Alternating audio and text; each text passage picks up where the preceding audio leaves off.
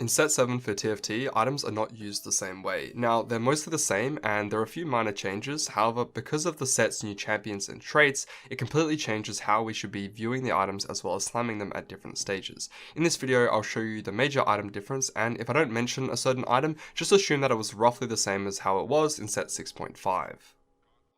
Starting off with Archangels and Rabadons, these are much better this set because mages don't give a flat amount of AP, so the IE dual combo is a lot weaker because you're multiplying a much lower base AP. Hence, flat AP is nice not only for mages but also on other trees such as Invokers and Swain or Deja, and it's good at all stages, so you should be slamming these items if you want to play around AP. Moving on to healing, we have BT and Gunblade. There's now no longer physical healing versus Omnivamp, everything is just Omnivamp, which means that you can put a BT on an AP carry, it's fine. BT is therefore used for melee or high HP units as you still get the shield, and Gunblade is used on your ranged units and if you have a tanky frontline. This makes slamming healing items a lot more viable. In previous sets, if you slammed a BT, you are locked into a few specific carries, and if you slammed a Gunblade, it was exactly the same. However, in this set, you should definitely be slamming those healing items as you're probably going to be needing at least one of them every single game. Next up we have Blue Buff. Now Blue Buff is a lot weaker this set because there are a lot fewer units who have a lower base mana. Most of them are quite lower in cost, so if you slam an early Blue Buff, you're probably going to be playing around rerolling a certain unit.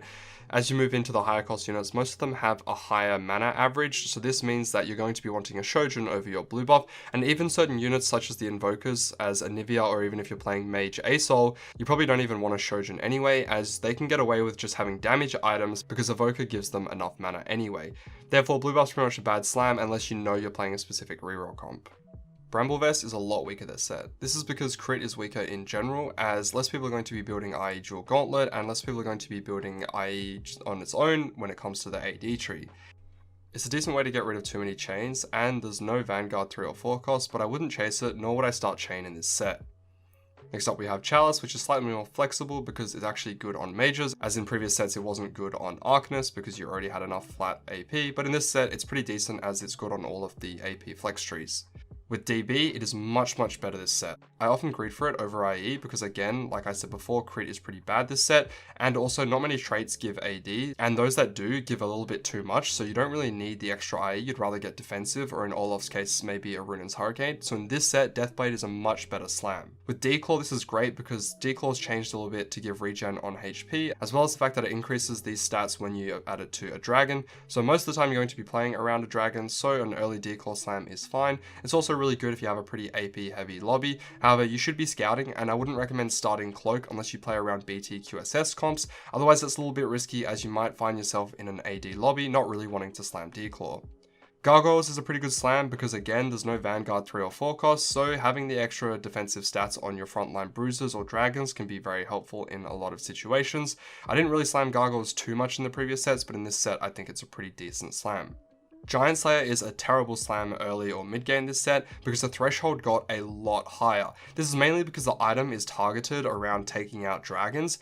It can also work against pretty heavy bruiser comps, however most of the time you're not going to be getting the full value out of it, and it's for this reason that you should only really be taking Giant Slayer as a final item on Carousel or sometimes at the Treasure Dragon.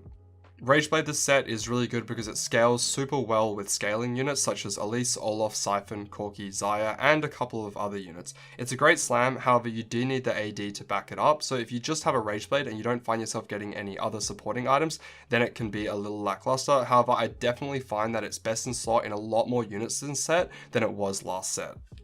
Like I mentioned before with IE, it's just worse this set. It's a slightly worse DB when you're playing around most of the AD units. It doesn't synergize with Last Whisper, which I'll get into later anymore. And so it's for this reason that I'm only really slamming IE if I'm trying to save HP. Otherwise, I'll just greed for a better item. It is technically better than Deathblade if you have high base AD, which can come from Whispers, combat training, or sometimes Stand United.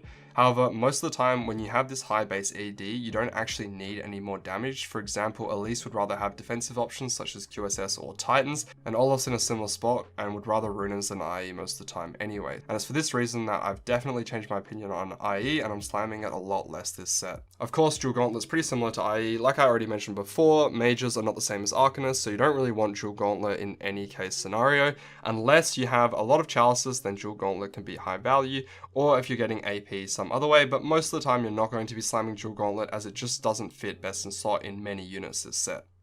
Last Whisper, like I mentioned before, doesn't synergize with IE. Instead, it just reduces armor regardless of if you're critting or not.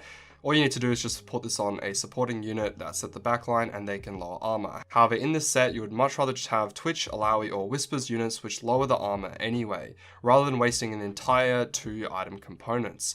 There's no 4-cost armored unit, so the only time you really need this is when people have itemized correctly, or if a lot of people are running Cavalier, which isn't always going to be the case. It's for this reason that I'd only really pick this item off Carousel or from the Treasure Dragon if I really need it, but most of the time I'm not going to be slamming Last Wisp with this set. QSS is a really good item this set because it's best in slot in a lot of carries in my opinion. It synergizes really well with Rageblade, allowing the unit to stack up the attack speed without getting CC'd, as there's a lot of global CC in this game right now. There's also no Colossus units this set, which means that not only can an early QSS slam go on your backline carry, but you can also put it on your frontline dragons or other units as well if you feel that they need anti-CC. Redemption has higher value this set because you can put it on the dragons who have a higher base HP, and because it's a percentage heal, you're going to be getting more value out of it. It's similar to last set, it's just a general good slam if you have a shared frontline. And that is the end of the video, short, sweet, and to the point. I hope you guys did enjoy learning about how the items are different in this set compared to previous ones, and now you guys can make informed decisions about when you should be slamming items versus when you should be greeting. Thank you so much for watching, and as always, I look forward to seeing you in the next one.